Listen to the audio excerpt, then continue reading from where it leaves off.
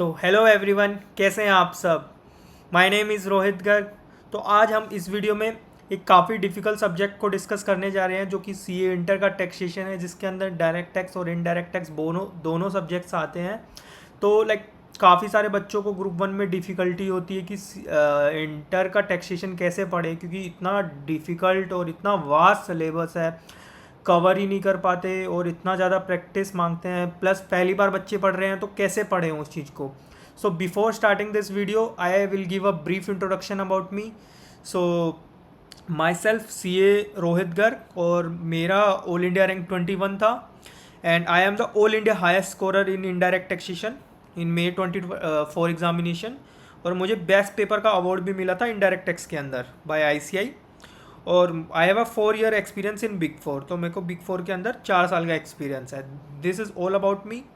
So now let's shift to C A inter taxation को हम करें। तो अगर हम पेपर का वेटेज देखें तो इसमें दो पार्ट पूछे जाते हैं अपने से, direct tax, indirect tax. Direct tax is of 50 marks and indirect tax of 50 marks. Direct tax काफ़ी वास्ट सिलेबस है, 50 मार्क्स का है, लेकिन इनडायरेक्ट टैक्स काफ़ी as compare to direct tax काफ़ी छोटा है, लेकिन इक्वली वेटेज करता है। तो हमें इनडायरेक्ट टैक्स पे भी अच्छा फोकस करना चाहिए। कम टाइम लगता है और 50 मार्क्स जो डायरेक्ट टैक्स के बराबर ही है। तो बच्चे क्या करते हैं, कई बार डायरेक्ट टैक्स पे ज़्यादा फोकस करते हैं, इनडायरेक्ट टैक्स पे नहीं करते, तो उससे हमारा ओवरऑल मार्क्स घटेगा, क्योंकि दोनों इक्वली वेटेज करते हैं। एग्ज़ाम का पैटर्न देख लेते हैं। दो पार्ट आते हैं, एमसीक्यू एंड डिस्क्रिप्टिव। एमसीक्यू हमारा केस बेस हो गया है, जिसके अंदर 15 एमसीक्यू पूछे जाते हैं, 2 मार्क्स के, 30 मार्क्स का आता है। और उसके अलावा बाकी जो 70 मार्क्स का होता है वो डिस्क्रिप्टिव आता है। उस डिस्क्रिप्टिव क्या आता है, 14 मार्क्स के 6 क्वेश्चन पूछे जाते हैं, जिसके अंदर पहला कंपलसरी होता है, बाकी के 5 में से कोई भी 4 करने होते हैं अपने को। ये रहता है exam pattern. Then now shift to classes. हमें क्लासेस के लिए क्या करना है, अगर आप पहले टाइम टैक्सेशन पढ़ रहे हो तो हमें क्या करना चाहिए। ऑलवेज आप एक अच्छे सोर्स से एक क्लासेस लो, उनका डेमो लेक्चर देखो, उनका क्लास 1 लो, उनका रिवीजन वीडियो देखो। आपको अगर समझ आ रहा है, आपके अकॉर्डिंग टीचर है, तो ही उनकी क्लासेस लो, अदरवाइज मत लो। सेकंड, आप जो भी टीचर लो उनकी क्लासेस के हाउस देखो। 180 आवर्स या फिर 200 आवर्स से डायरेक्ट टैक्स की क्लासेस ज़्यादा नहीं होनी चाहिए। अगर इससे ज़्यादा क्लासेस ले रहा है तो वो बहुत ज़्यादा कॉम्प्लेक्स कर रहा है चीज़ों को, बहुत ज़्यादा डिटेल्ड में जा रहा है, जिसके कारण क्या होता है, हमारा बाकी सिलेबस छूट जाता है, क्योंकि हमको 6 सब्जेक्ट पढ़ने हैं। अगर हम एक सब्जेक्ट पे इतना ज़्यादा टाइम लगा देंगे तो हम बाकी सब्जेक्ट में अच्छा स्कोर कर ही नहीं पाएंगे। तो इसलिए क्लासेस इतना ही ले जितना आप कर सकते हो, इसलिए 180 आवर्स सफिशिएंट होते हैं डायरेक्ट टैक्स के लिए। फॉर इनडायरेक्ट टैक्स देखो काफ़ी स्मॉल है as compare to direct tax, तो इसको ओनली 120 आवर्स ही लगते हैं। तो टोटल अपने को मिला के 300 आवर्स लगते हैं। तो इससे ज़्यादा कि अपनी डायरेक्ट टैक्स क्लासेस नहीं होनी चाहिए। नोट्स ऑलवेज ट्राई करो, जो भी फैकल्टी तुम्हें नोट्स दे रही है for direct tax and indirect tax. Direct tax भी अपना 200 से 300 पेजेस के बीच में हो जाना चाहिए, और इनडायरेक्ट टैक्स भी 200 पेजेस से का हो जाना चाहिए। इससे ज़्यादा के नोट्स दे रहे हो तो वो पॉसिबल नहीं है। आप अभी ये पढ़ लोगे क्लास करते टाइम, आप पहली रिवीजन में पढ़ लोगे, जब आप दूसरी तीसरी एग्जाम से 1.5 दिन पहले करोगे ना, it's very difficult to cover. अगर आप 500 600 700 पेजेस के नोट्स पढ़ रहे हो, आपसे पढ़े नहीं जाएंगे, और यही रीज़न होता है बच्चे कम स्कोर कर पाते हैं या फिर फेल हो जाते हैं, एग्जामिनेशन स्कोर नहीं कर पाते 60+।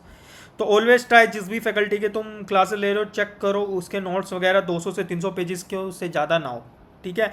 और बच्चे क्या करते हैं, इस टीचर का भी मटेरियल ले लेता हूँ, इस टीचर का भी मटेरियल ले लेता हूँ। कभी भी ऐसा मत करो, always stick to one material.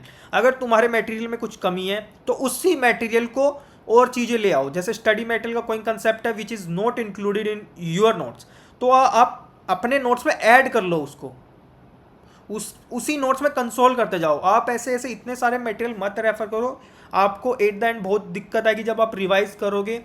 क्योंकि अब एक ही चीज़ को अगर 5-6 बार पढ़ते हैं ना, तो अपने को ज़्यादा रिटेन रहता है एज कम्पेयर टू 5 सब्जेक्ट्स, हम 5 मटेरियल हम एक ही बार पढ़ रहे हैं। तो इसलिए ऑलवेज ट्राई करो एक ही मटेरियल करो, कोई भी एक्स्ट्रा आता है तो उसी मटेरियल में लिख लो। Second is question bank. Question bank देखो, जिस भी फैकल्टी का क्वेश्चन बैंक हो, मेन चीज़ क्या होती है, स्टडी मटेरियल के सारे क्वेश्चन होने चाहिए उसके अंदर, आरटीपी के सारे क्वेश्चन होने चाहिए, एमटीपी के सारे क्वेश्चन होने चाहिए, पास्ट ईयर के सारे क्वेश्चन होने चाहिए। अगर ये सारे क्वेश्चन उसके अंदर है तो बेस्ट क्वेश्चन बैंक है वो, ठीक है, फिर तुम्हें देखने की जरूरत नहीं है। एक और चीज़, जब भी आप क्लासेस बनाओ तो अपनी क्वेश्चन सोल्व करने की नोटबुक अलग बनाओ, जिसमें आप नोट्स बना रहे हो अलग बनाओ, क्योंकि अगर आपने कंबाइन कर दिया तो रिवीजन के टाइम बहुत ज़्यादा दिक्कत होगी। ऑलवेज नोट्स की नोटबुक अलग, क्वेश्चन की नोटबुक अलग। और जब भी आप क्लासेस कर रहे हो तो स्टूडेंट्स क्या करते हैं, कैलकुलेटर्स पे सोल्व करते हैं डायरेक्ट इनडायरेक्ट क्वेश्चन। कभी मत करना। 80% क्वेश्चन आपको हाथ से लिख लिख के देखने हैं, तभी आपके टैक्सेशन में अच्छा होगा। ये ड्यूरिंग द क्लासेस की मैं बात कर रहा हूँ अभी, ठीक है। 80% क्वेश्चन आपको लिख लिख के देखने हैं, ठीक है। जितना सेल्फ स्टडी और पे ध्यान लगाओगे और जितना खुद से प्रैक्टिस करोगे ना, तभी मार्क्स इंप्रूव होंगे। ऑलवेज टीचर पे डिपेंड मत होना। टीचर सिर्फ आपको कंसेप्ट समझा सकता है। उस कंसेप्ट को अच्छे से डीप में जाके समझना और उस क्वेश्चन को उस कंसेप्ट को याद रखना ना, ये आपको सेल्फ स्टडी से और प्रैक्टिस से ही होगा, ठीक है। ये तो हो गया। और जैसे फॉर एग्जांपल कोई भी आपको क्वेश्चन सोल्व करता है, मैं हार्ड एडजस्टमेंट्स है या फिर कोई भी आप मिस्टेक्स कर रहे हो, हर बार ही कर रहे हो, तो ट्राई करो ये एडजस्टमेंट्स को आप अपने नोट्स में ही ऐड कर लो, ताकि जब भी आप नोट्स रिवाइज करो ना, ये एडजस्टमेंट भी आपकी साथ साथ रिवाइज हो जाए और आपकी क्वेश्चंस में गलतियां ना हो, या फिर आपको जब भी टाइम ना मिले एटलीस्ट आपने हार्ड एडजस्टमेंट तो कर ली, ठीक है। ये तो आ जाता है हमारा ड्यूरिंग द ईयर क्लासेस में हमको क्या देखना चाहिए। हमने एग्ज़ाम पैटर्न के बारे में बात कर लिया। देन हम करते हैं कि हमको हमारा प्लान कैसे करना चाहिए रिवीजन। सो सबसे पहले हम डायरेक्ट टैक्स के बारे में डिस्कस करेंगे। देखो, डायरेक्ट टैक्स की वेटेज होती है 50 मार्क्स की। बच्चे क्या करते हैं, बच्चे पहले ही पीजीबीपी जैसे बड़े बड़े चैप्टर को कर लेते हैं, जो कि उनका 10-10 दिन तक ख़त्म नहीं होता, जिसके कारण उनको डिप्रेशन हो जाता है। उनका डायरेक्ट टैक्स का सिलेबस नहीं कंप्लीट हो पाता कि हम खुद से तो हो ही नहीं रहा डायरेक्ट टैक्स। ऑलवेज ट्राई करो कि छोटे चैप्टर से शुरू करो। इसके साइड में मैंने इसीलिए वेटेज भी लिख दिया। देखो, अगर आप taxation, basic concept taxation, residential state tax, house property, individual, only individual का टैक्स कंप्यूटेशन करके चलते हो, आपके 8 से 12 मार्क्स आ जाएंगे इजीली, ठीक है। 50 में से आप 8 मार्क तो यहीं से ले लोगे, ठीक है। देन सेकंड, आप clubbing of income, set of deduction, ये कर लोगे, 8 से 8 नंबर और आपके पक्के होंगे। देन फिर आप एडवांस टैक्स पे जाओ, टीडीएस पे जाओ, रिटर्न फाइलिंग पे जाओ, ये कर लोगे आप, 8 नंबर इससे हो गए। 8 + 8 + 8 24 टू 28 मार्क्स आपके सिर्फ इतने से कवर हो गए। मतलब 28 मार्क्स अगर आप ले आते हो, 25 मार्क्स, आपने 50% स्कोर कर लिया है डायरेक्ट टैक्स में, बिना कोई पीजीबीपी, कैपिटल गेन, सैलरी किए भी, ठीक है। तो ऑलवेज इसी सीक्वेंस में शुरू करो। छोटे छोटे चैप्टर जिनकी ज़्यादा वेटेज है उनसे शुरू करो। जो मैंने सीक्वेंस दिया वही से शुरू करो तो बढ़िया रहेगा। ये पीडीएफ मैं आपको डिस्क्रिप्शन में दे दूंगा, ये आप वहाँ से डाउनलोड कर लेना और आप ये फॉलो कर सकते हैं। देन आप क्या करो, देन आप बड़े बड़े चैप्टर करो। आप क्या करो, कैपिटल गेन उठा लो, कैपिटल गेन के क्वेश्चन सोल्व करो साथ साथ। फिर इनकम फ्रॉम अदर सोर्स के करो, ये कर लो। ये भी आपने कर लिए, 7 मार्क्स के आपके हो जाएंगे। 7 to 8 मार्क्स, कम से कम 8 मार्क्स का तो कम से कम ये दोनों मिला के आते ही आते हैं। देन आप सैलरी, पीजीबीपी, देखिए मैंने कंप्यूटेशन ऑफ टोटल इनकम किया है ना, ये पीजीबीपी के साथ ही कवर हो जाता है, क्योंकि पीजीबीपी का ही कंप्यूटेशन का इनकम होता है। तो फिर आपको आखिर में पीजीबीपी और सैलरी करना है। इसमें भी आप देखो, जितना उसको जितनी एडजस्टमेंट करो, जितना प्रैक्टिस करो वो करो, क्योंकि ना कई बच्चे क्या करते हैं, उनको हार्ड लगता है क्वेश्चन सोल्व करता है। तो देखो, पहली बार आपको हार्ड लगेगा, दूसरी बार हार्ड लगेगा, तीसरी बार आप सेम ही क्वेश्चन को सोल्व करोगे ना, आपको कभी हार्ड नहीं लगेगा। मेरे साथ भी होता है। देखो, मैंने सेल्फ स्टडी से all India highest marks achieve करे थे इनडायरेक्ट टैक्स में, बट मैंने जब पहली बार क्वेश्चन सोल्व किया ना, मुझे ऐसा फील होता था मैं कभी इनडायरेक्ट टैक्स में पास ही नहीं हो पाऊंगा। बट मैंने अपने आप पे टेस्ट किया कि मेरे को सेल्फ स्टडी करनी है, मेरे को क्वेश्चन सोल्व करने हैं। मैंने पहली में करा, दूसरी में करा, तीसरी में करा। जितनी ज़्यादा प्रैक्टिस करता गया ना, उतना ज़्यादा में इम्प्रूवमेंट आती गई। तो ऑलवेज आपको 80% क्वेश्चन सोल्व करने ही करने हैं, तभी आपके ये अच्छा नंबर आ पाएंगे। और सीक्वेंस आपको यही रखना है, ठीक है। Then compare to indirect tax, देखो इनडायरेक्ट टैक्स ना, इनडायरेक्ट टैक्स एक फ्लो वाला सब्जेक्ट है कि कहाँ से शुरू हुई ट्रांजैक्शन और कहाँ पे ख़त्म हुई, उस हिसाब से हमको इनडायरेक्ट टैक्स में पढ़ना चाहिए। तो सबसे पहले इसमें भी जैसे आप जीएसटी इंट्रो पढ़ लो। जीएसटी इंट्रो जैसे आता नहीं है, कई बार 2 मार्क्स का एमसीक्यू पूछ लेते हैं, तो उसके लिए पढ़ लो वो। देन फिर जीएसटी की एप्लीकेबिलिटी से शुरू करो। सप्लाई की, वेदर ट्रांजेक्शन सप्लाई है या नहीं, ये पढ़ो, इजी है। देन फिर कंपोजिशन एंड मिक्स सप्लाई का कंसेप्ट आता है। फिर कंपोजिशन का एक छोटा सा सेक्शन 10 आता है, वो इजी होता है। फिर चार्ज एंड एग्जम्पशन। देखिए चार्ज एंड एग्जम्पशन ना बच्चों को थोड़े डिफिकल्ट लगते हैं। क्यों डिफिकल्ट टू रिमेंबर, क्यों लगते हैं? क्योंकि ना इसमें काफ़ी सारी चीज़ें याद करनी पड़ती है। देखो सबसे पहले तो ना आपको क्या करना है, आपको करना है जो भी जैसे आप चार्ज वाला कर रहे हो, ट्राई करो मेमोरी टेक्निक्स बना लो। मेमोरी टेक्निक्स बना के आप आरसीएम वाला याद कर सकते हो कि कौन सा आरसीएम है, कौन सा वो है। तो जितनी ज़्यादा मेमोरी टेक्निक करोगे, प्लस आपको जितनी ज़्यादा प्रैक्टिस करोगे ना आप, उतनी ज़्यादा आपको चीज़ें याद रहेगी। ठीक है, जितनी ज़्यादा ट्राई करो। देखो जीएसटी में मेरा ये होता है, हर कंसेप्ट का एटलीस्ट 2 to 3 क्वेश्चन आपको प्रैक्टिस करने चाहिए, तभी आपको जीएसटी के कंसेप्ट अच्छे में से समझ आते हैं। ठीक है, हर कंसेप्ट के 2 से 3 क्वेश्चन अपने को सोल्व करने हैं, सेम एज टू अपने को जितने भी अपन चैप्टर कर रहे हैं 2 से 3 क्वेश्चन हर कंसेप्ट के करने हैं, ताकि अपने को अच्छी क्लियरिटी मिल सके और चीज़ें याद रह सके। देन ऐसे ही आप मेमोरी टेक्निक से आरसीएम याद करोगे, उसके हर कंसेप्ट के 2 से 3 क्वेश्चन करोगे। देन आप एग्जम्पशन करोगे, एग्जम्पशन करने के बाद एग्जम्पशन भी आपको देखो प्लस पता है एग्जम्पशन में बच्चे क्या करते हैं, सीधा रटने चले जाते हैं। एग्जम्पशन में अपने वो हमेशा सेक्टर वाइज करना चाहिए। फॉर एग्जांपल हेल्थ सेक्टर में क्या है, एजुकेशन सेक्टर में क्या है, गवर्नमेंट क्या दे रही है, बैंकिंग के लिए क्या है,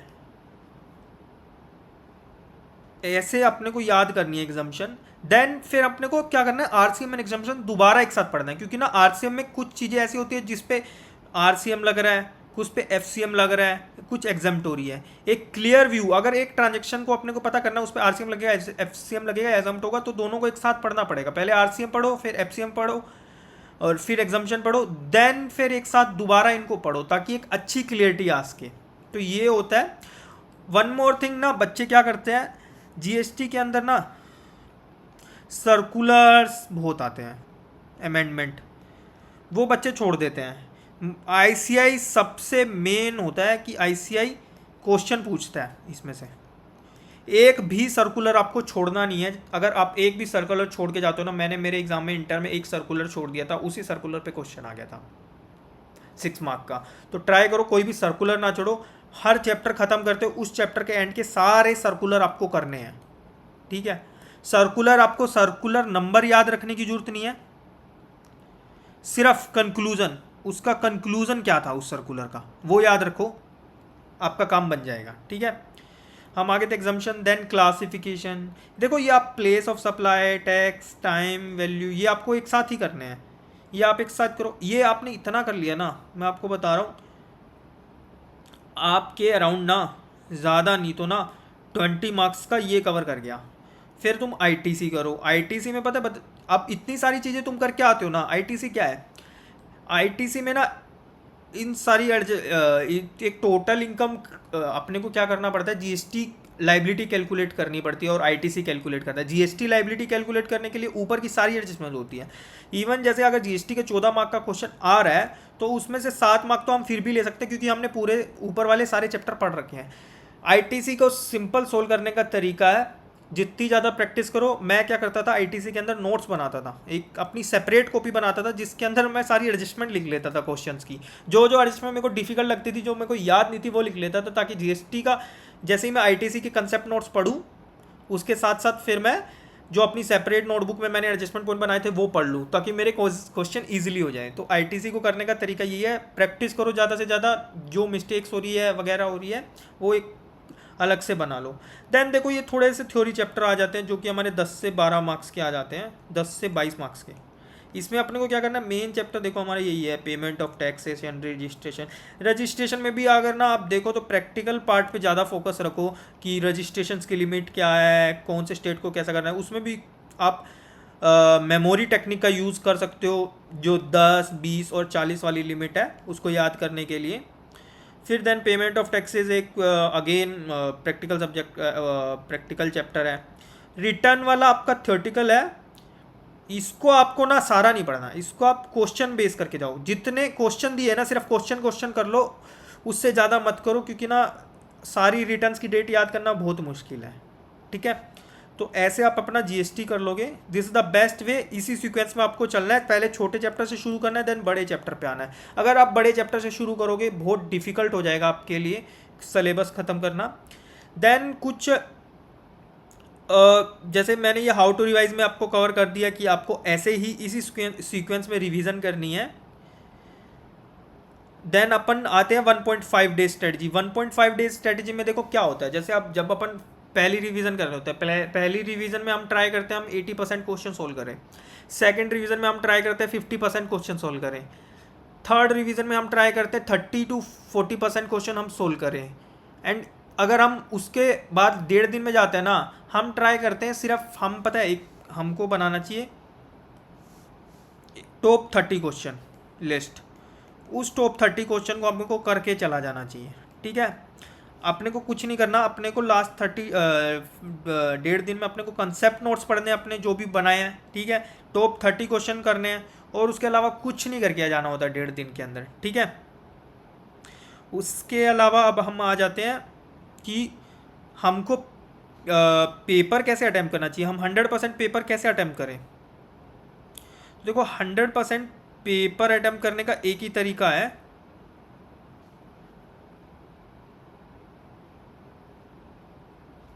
एक मिनट,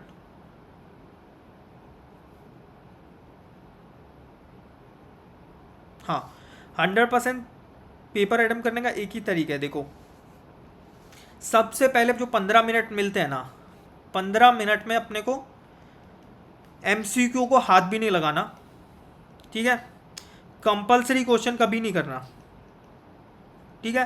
कंपलसरी क्वेश्चन हमेशा आईसीआई, देखो कंपलसरी क्वेश्चन है, आईसीआई बच्चों को फेल करना चाहेगी तो कंपलसरी क्वेश्चन ऑब्वियस है डिफ़िकल्ट बनाएगी।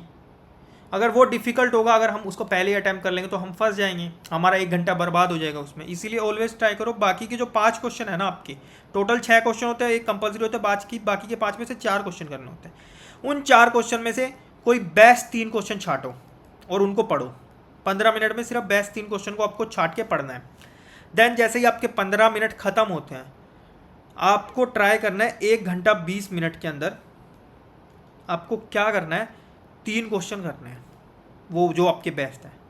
जैसे ही आपके 3 क्वेश्चन होते हैं, देन आपको अगले 40 मिनट देने हैं एमसीक्यू।